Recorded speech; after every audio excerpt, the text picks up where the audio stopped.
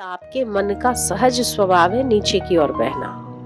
आप ऐसे भी फ्री बैठे होंगे ना तो आपको बहुत अच्छे विचार कम, उठपटांग विचार ज्यादा आते हैं। तो ये मन का स्वभाव है नीचे की ओर बहना, इसके लिए टेंशन नहीं लेना चाहिए।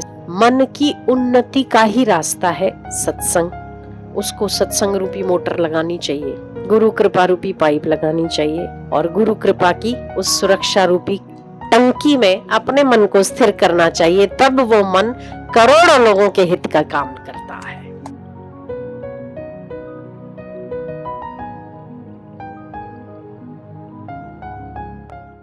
हमारा जीवन उत्तर की ओर बढ़े, क्योंकि अक्सर जीवन में अवनत करने वाले बहुत मौके और बहुत परिस्थितियां आती, हमारा मन भी बहुत सहज रूप में नीचे जाता है।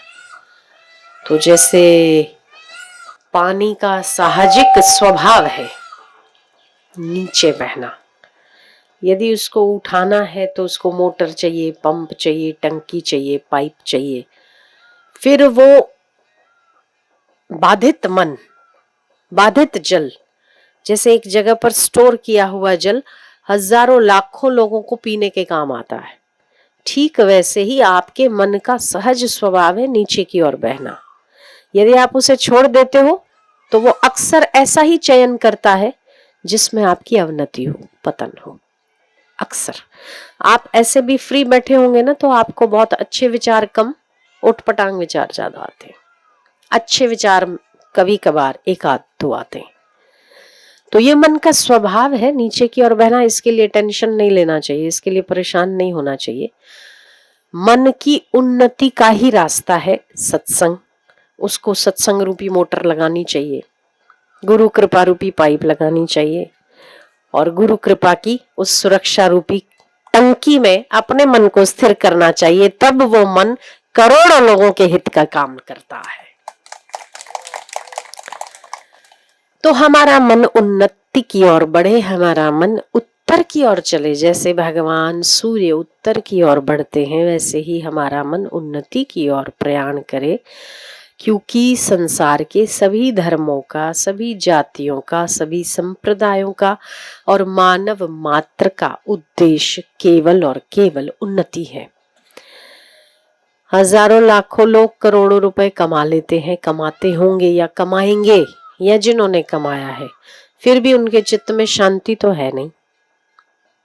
जब तक कि आत्मिक शांति नहीं है तब तक बाह्य कितनी भी उन्नति हो जाए, बाह्य पद की उन्नति हो जाए, पैसों से उन्नति हो जाए, या परिवार बढ़ चढ़ के हो गया, या घर 10 हो गए, उससे अगर उसके मायने में अगर वो उन्नति होती तो लोग, धनिक लोग सुखी हो गए होते, अशांत ना होते।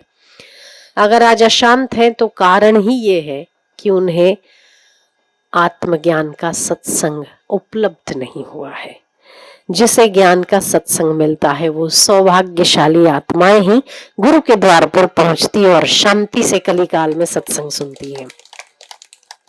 तो अब ईश्वर ने हमें पासपोर्ट तो दे दिया है गुरु के द्वार पर आने का, हमारा पासपोर्ट है, और गुरु देते हैं वीजा वापस परमात्मा को पाने का। वो गुरु देते हैं, पासपोर्ट भले भगवान देते हो पर वीजा फिर गुरु ही देते हैं। वो एम्बेसी है परमात्मा को पाने की, जहां से वीजा मिलता है। परमात्मा तक का वीजा गुरु के अलावा और कोई नहीं दे सकता। इसीलिए मनुष्य जन्म मिलना दुर्लभ है। मनुष्य जन्म मिल जाए तो गुरु मिलना और दुर्लभ है। अगर गुरु मिल जाते हैं तो समझो ईश्वर ने अनुकंपा कर ली, ईश्वर की कृपा है कि गुरु मिल गए। अब गुरु की कृपा है कि वो वीजा दिला दे, तो मतलब आप उस एम्बेसी में तो पहुंच गए हैं ना, वहां तक तो पहुंच गए ना। लोगों को वीजा, मतलब वीजा का चांस तो है ही। जो भटक रहे हैं उनको तो वीजा लगनी नहीं, आपको तो लगनी तो है ना। आज लग जाए, कल लग जाए, वेटिंग में हो, कोई बात नहीं। तो बैठे रहा करो, कभी ना कभी तरस आई जाता है गुरु को। सोचेंगे कि चलो बेचारा कब से लेके बैठा है, घंटों इंतजार करता है, भले कुछ आता है नहीं आता है कोई बात नहीं, मेरे प्रश्नों का गलत उत्तर भी दे दिया पर बड़ा इंतजार कर रहा है तो दे दे, कोई बात नहीं। तो अगर दे दिया तो पार हो जाएगा। जैसे नाव में बैठे हो ना, तो नाविक को पार तो लगाना ही है। चाहे इस पार लगाए चाहे उस पार, नाव में तो नहीं बिठाएगा, लगाएगा तो सही।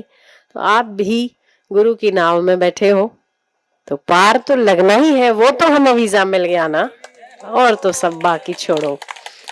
तो हम भाग्यशाली हैं कि इतने करोड़ों मनुष्य इस धरती पर आज भी जन्म ले रहे हैं। करोड़ों, हम जब जन्म लिए होंगे तब भी हमारे साथ कई लोगों ने जन्म लिया होगा, उनमें से आप ही सिलेक्ट होके यहाँ तक पहुंचे हो, आप ही इस कली काल में ऐसे गुरु द्वार पर पहुंचे हो, तो हमारे भाग्य की देवता भी तुलना नहीं कर सकते, तो औरों की तो बात ही क्या।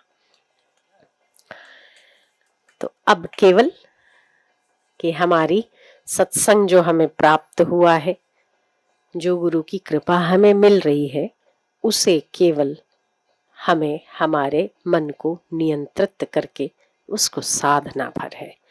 सत्संग तो सुनते हैं हम, सुन के घर चले जाते हैं तो सत्संग झाड़ देते हैं, ठीक है पल्ला झाड़ सत्संग हो गया। पर ये सत्संग जो हम ज्ञान सुनते हैं वो विकट परिस्थितियों में ही पता चलता है कि हमने कितना सत्संग सही में सुना है। बच्चा जब स्कूल जाता है ना, तो पूरा साल स्कूल जाता है, माँ बाप पूछते हैं माता पिता की बेटे पढ़ता है, बोले हाँ बहुत अच्छे से। बेटा तुम्हें सब समझ में आता है? मैं बहुत ध्यान से पढ़ता हूँ। अब माता पिता तो नहीं देखने जाते कि बेटा सो गया बेंच पे सिर रख के या पढ़ रहा है। जब एग्जाम आती है और जब पेपर माता पिता देखते तो पता चलता है कि बेटे ने एक साल क्या किया। 0 मार्क लाया है तो पक्का सोया होगा, और अगर 50 से 40 लाया है तो मेरा बेटा पढ़ा होगा। ऐसे ही आप यदि साल भर सत्संग सुनते हैं, या आप हर उत्तरायण पे आते हैं, हर गुरु पूनम पे आते हैं, आप घर पे भी सत्संग का श्रवण करते होंगे, तो केवल वो सत्संग श्रवण करना पर्याप्त नहीं, वो कब काम लगता है? जब आपके जीवन में परीक्षा आती है विकट परिस्थितियों की, तब पता चलता है कि सत्संग कितना आपने हजम किया है। सही में आपने सत्संग सुना है तो 50 में से 40 या पासिंग 35 आ जाएंगे, अगर नहीं सुना है तो फिर 0 पे फेल हो जाएंगे। इसीलिए हम इस जीवन में जो ईश्वर ने हमें दिया है पासपोर्ट, तो वीजा लगाने के लिए हमें कुछ सवालों के जवाब तो तैयार करके जाने ही पड़ते हैं कि अगर तो उन्होंने ये पूछा तो हमें ये जवाब देना है, हमें ये पूछा तो कुछ डॉक्यूमेंट्स भी आपके रेडी होने चाहिए वीजा के लिए। तो यहाँ ज्यादा डॉक्यूमेंट्स तो रेडी करने की जरूरत नहीं पड़ती है, पर फिर भी कुछ तो कृपा को हजम करने के लिए, वीजा लगाने के लिए कुछ पैरामीटर्स, कुछ तो ऐसी वो होती है जिस पर आपको खरा उतरना है। वो ये है कि यदि आपने सत्संग सुना है तो उसको जीवन में कितना उतारा है। यदि आपने अपने मन को नियंत्रित 10% भी किया है, तब भी आपको ग्रेसिंग मार्क्स तो मिल ही जाएंगे, चिंता की बात नहीं है। इतने तो गुरुदेव दयालु होते हैं कि जाने दें, पर थोड़ी मेहनत तो आपकी रहेगी, थोड़ी मेहनत तो रहेगी।